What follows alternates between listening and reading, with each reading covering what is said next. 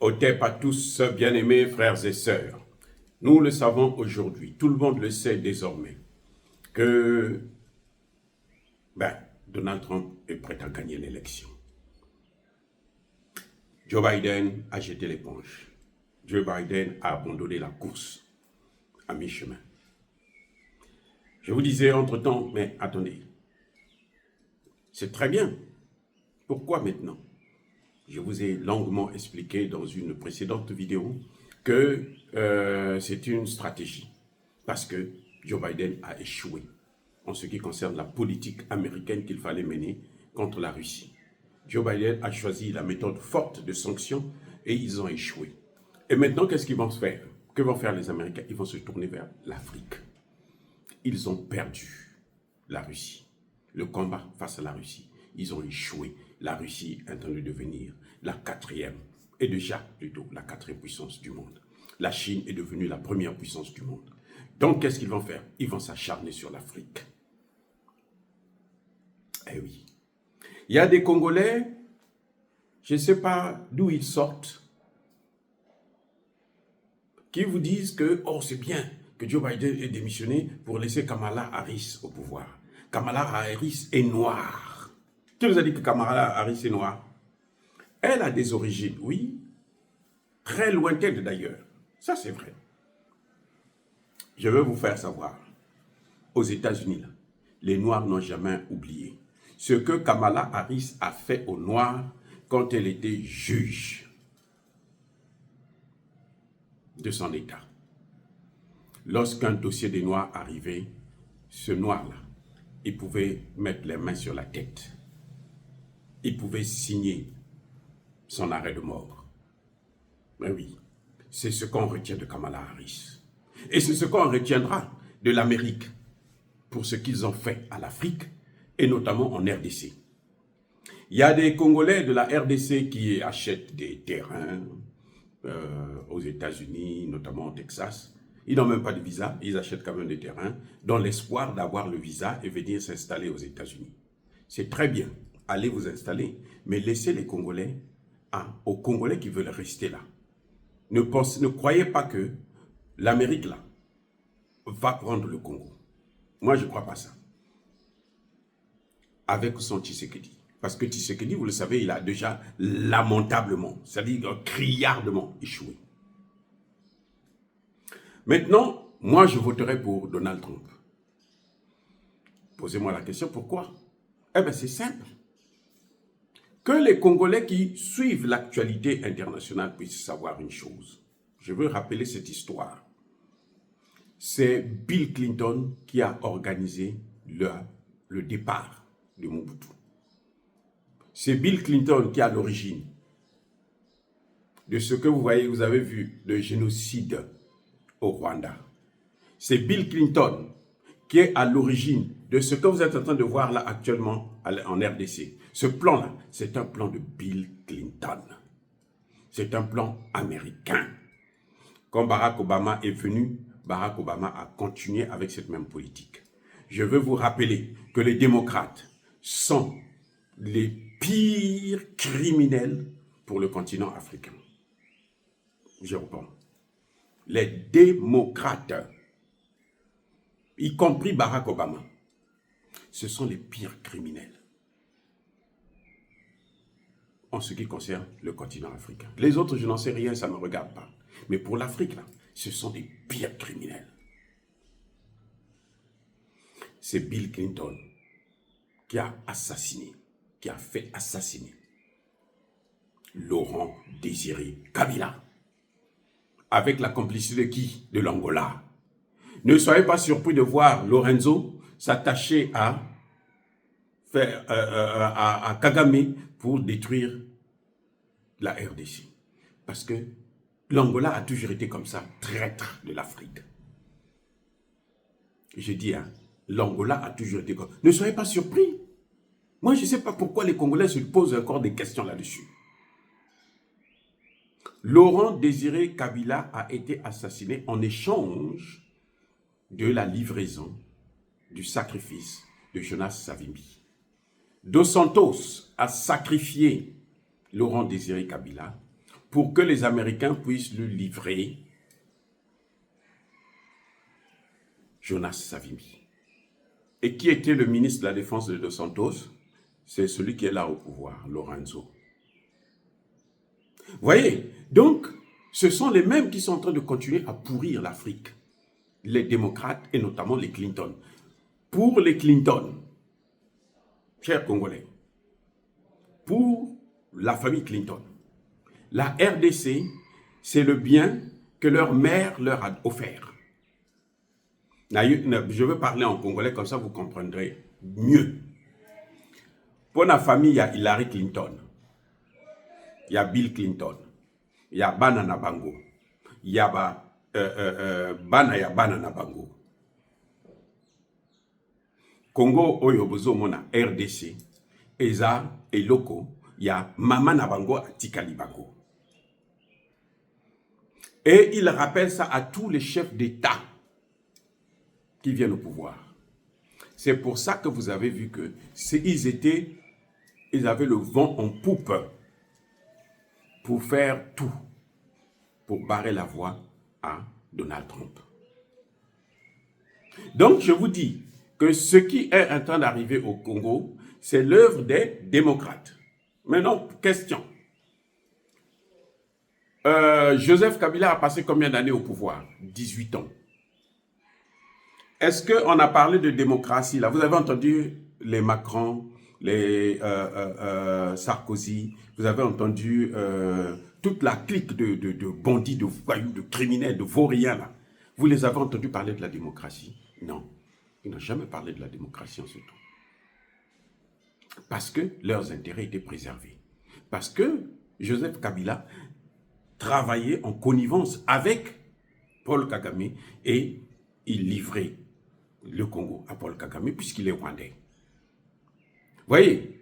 Donc, c'était la même famille. Donc, ils ont continué la même politique pour céder l'Amérique à Bill Clinton. Qui a fait partir Joseph Kabila? C'est Donald Trump. Joseph Kabila est parti du pouvoir quand? C'est pas en 2018, 2019, quand Tshisekedi est venu au pouvoir? C'est pas ça? Les amis, arrêtons de toutes les façons ce qui se passe aux États-Unis là. Ce n'est pas le problème des Congolais.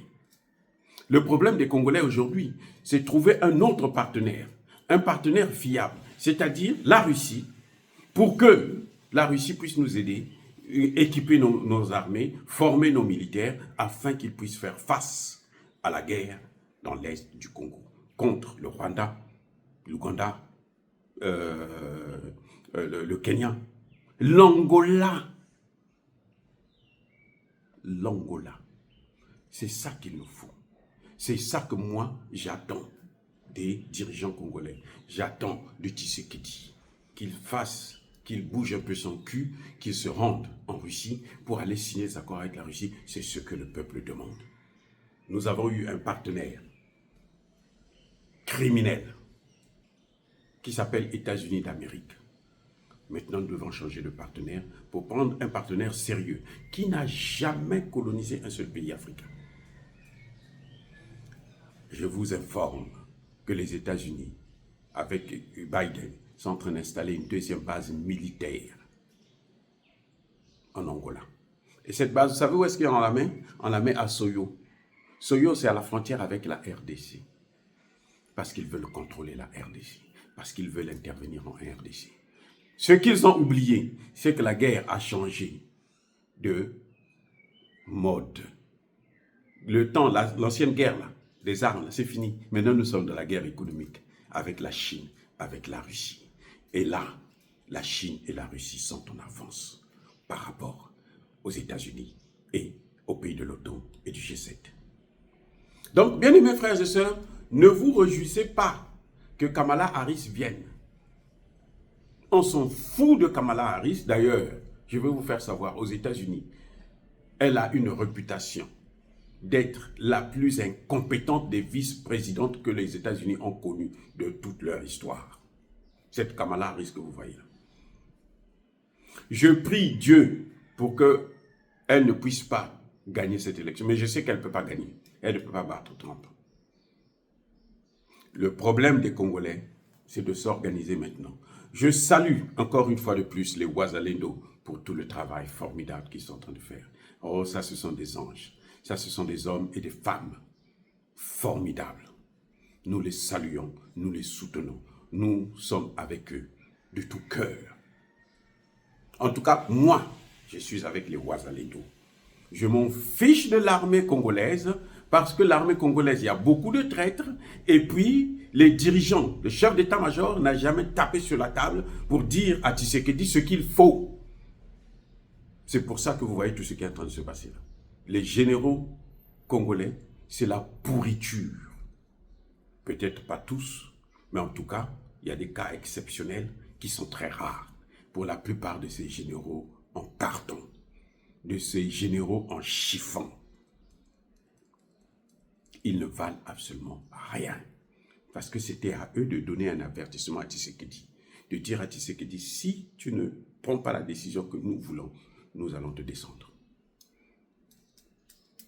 On va faire comme on a fait au Mali, au Burkina, au Niger. Et on voit les choses, ça marche très très très bien.